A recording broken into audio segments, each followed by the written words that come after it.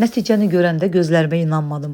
Sobasız, əlavə qab bulaşdırmadan cəmi bir tavada hazırlanan bu qədər yumşaq keks görmüsünüz? Bax indi necə hazırladığımı göstərəcəm. Əvvəlcə duru yağ, şəkər tozu, süd və yumurta bunları bir tavaya əlavə edib yaxşı-yaxşı qarışdırırıq. Videonu mütləq yaddaşa verib dostlarınla paylaşmağı unutma. Üzərinə un, kakao, vanil və bir paket yarım qabartma tozu əlavə edib yenə də qarışdırırıq. Keksin gözəl alınması üçün mütləq yanmaz, yapışmaz qalın tava götürün və biraz da hündür olsa daha gözəl olar. Qarışdırdıqdan sonra qapağı üzərinə yerləşdiririk və qazın çox az xodunda 45-50 dəqiqə müddətində bişiririk.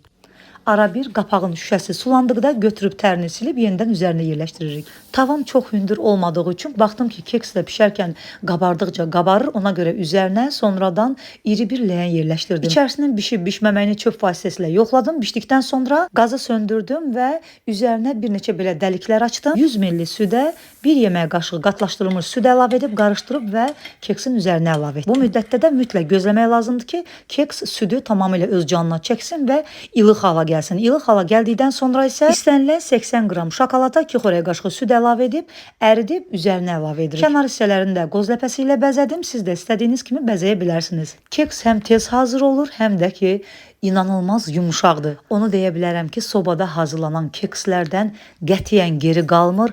Çox yumuşaq və çox ləzzətlidir. Bir dəfə hazırlasanız təkrar hazırlaya biləcəyiniz, hazırlayacağınız ən gözəl reseptlərdən olacaq. Göz haqqınızı halal edin. Açıqlama bölümündə ərzaqların miqdarını tam olaraq qeyd edəcəm. Bəs sən necə? Heç tavada keks bişirmisən, bişirməmsənsə mütləq bu resepti yoxla. Hələlik.